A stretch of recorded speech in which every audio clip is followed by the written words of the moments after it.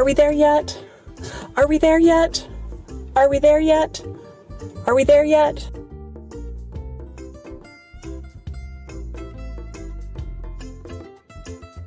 Joy Lab. Hello everyone, I'm Tonya Lehman, the Speaking Confidence Coach. I help introverts communicate with confidence without changing your introvert nature so you can thrive in leadership, in relationships, and in the workplace. If you're an introvert at work, chances are you already think carefully before you speak.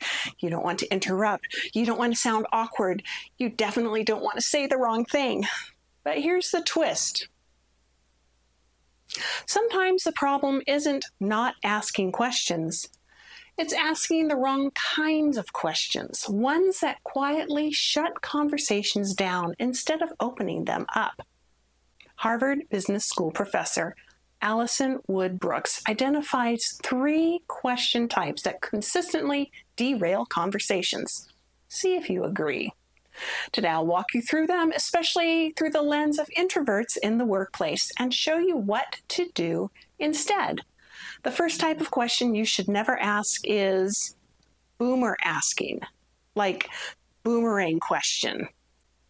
Boomerang questions, or boomer asking, sounds polite on the future. You ask a question, let the other person answer, and then boom, the question comes right back to you. For example, how was your weekend? Oh, it was fine. We got to go to the zoo. Oh, well, let me tell you about my weekend. My weekend was super amazing. I got to do this and that and the other thing, and I even earned, blah, blah, blah. Do you see what happened there? I asked a question and really didn't care what the other person said. It was all about talking about me. And here's why this matters for introverts. Many introverts already feel pressure to prove they belong in conversations, especially at work. Boomer asking can be an unconscious attempt to justify speaking at all. But according to research, this actually signals disinterest. It makes the other person feel like their answer was just a launching pad for your own story.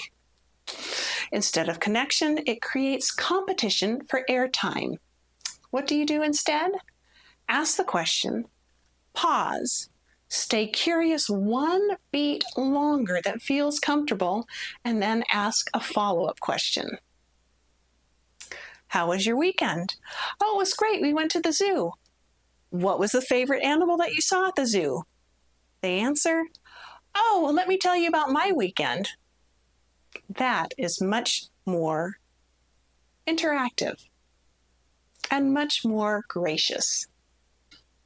You can try questions like, well, what part of that was your favorite? Or how did you feel? Or what did you learn from that experience? Introverts excel at depth. Use that strength. After a follow-up question or 2, you can bring the conversation back to yourself and talk about your weekend. Or if that's all you want to do is tell about your amazing weekend, that's okay. Just say it.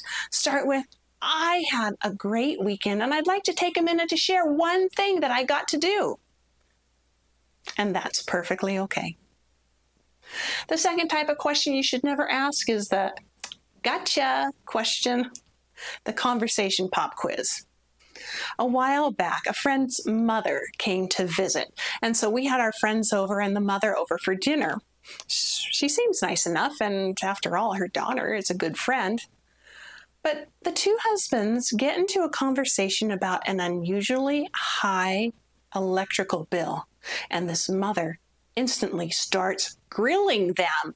Well, did you test blah, blah, blah? Have you investigated blah, blah, blah? Why haven't you called the gas company yet? Blah, blah, blah. The guys were just commiserating about the high cost of power, but she made them feel defensive, like as if they didn't know how to take care of their homes. Gotcha questions test knowledge. They sound like, did you even consider the budget constraints? Aren't you aware of the latest policy change? Why didn't you think of that? Even when they're unintentional or framed as curiosity, they put people on the defensive. For introverts in the workplace, this is especially important. Psychological safety is what allows Quieter team members to speak up. Gotcha questions quietly kill that safety. People stop sharing ideas. They start protecting themselves instead. So here's what to do instead. Shift from testing to teaming. Being a team. Try, can you walk me through your thinking? What factors are you weighing? Help me understand your perspective. And these questions invite collaboration, not compliance, and introverts tend to thrive in collaborative spaces. Before I share the third tip, please take a moment to click like and subscribe. It helps more quiet professionals find their voice by finding my YouTube videos.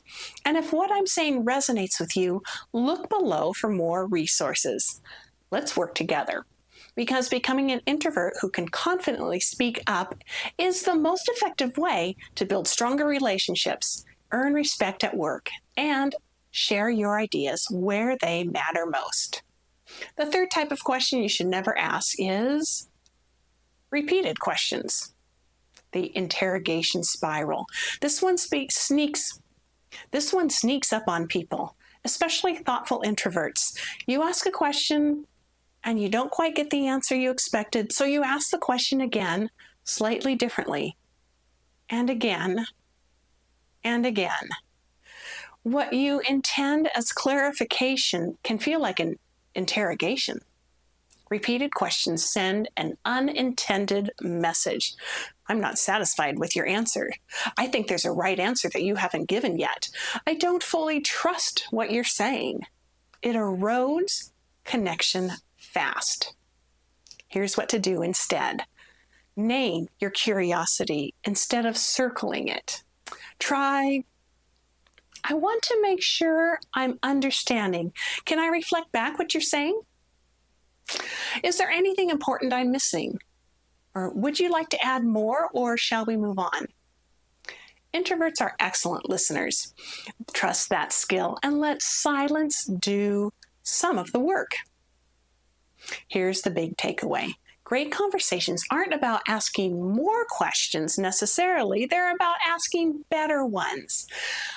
When you avoid boomer asking, gotcha questions, and repeated interrogation style questions, you create space for trust, clarity, and real connection, especially in professional environments where introverts often feel overlooked. This video is inspired by the research of Allison Wood Brooks, the author of Talk, The Science of Conversation and the Art of Being Ourselves. If you found this helpful, share it with other quiet professionals who want to speak up with confidence without being someone they're not. I'm Tonya Lehman. You are valuable. You can speak up. Joy Lab. Learning done right. Learn more with Joy Lab. Like, subscribe, comment, share. Visit us at www.joylab.biz. Thank you.